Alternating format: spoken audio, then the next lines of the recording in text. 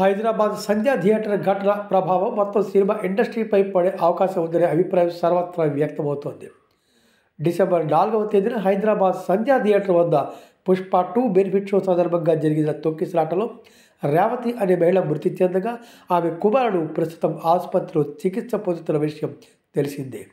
అయితే అనంతరం జరిగిన పరిణామాలతో అల్లు అర్జున్ను అరెస్ట్ చేయడం, అటుపై ఆయన మధ్యంతర బెయిల్పై బయటకు రావడం జరిగింది.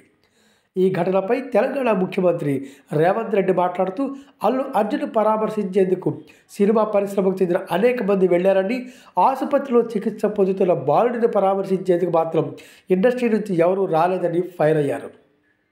ఇదే సందర్భంలో ఆయన మాట్లాడుతూ తాను ముఖ్యమంత్రిగా ఉన్నంతకాలం బెనిఫిట్ షోలకు అనుమతి ఇచ్చేది లేదని కూడా ప్రకటించారు. ఈ సినీ ప్రముఖులు ఒక్క రోజు కోసం పోలీస్ స్టేషన్ పోయిన ఇంటికాడ క్యూ కట్టి ప్రభుత్వాన్ని తిడుతున్నారు, నన్ను తిడుతున్నారు, అతన్ని పరామర్శిస్తారు. ఏమైంది అధ్యక్ష? అతను కాలు పోయిందా, కన్ను పోయిందా, చేయి పోయిందా, ఏమైనా కిడ్నీలు దెబ్బతిన్నా, ఏమైంది?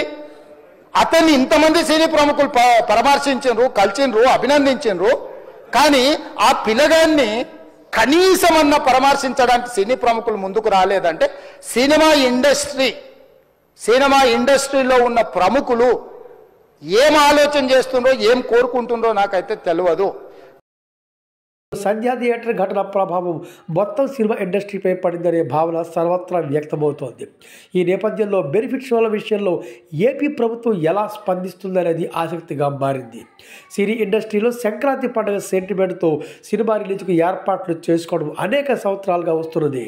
అందుకే రాబోయే కాలంలో బెనిఫిట్ షోల విషయంలో ఏపీ ప్రభుత్వం నిర్ణయం ఎలా ఉండబోతోందనేది చర్చనీయాంశమైంది.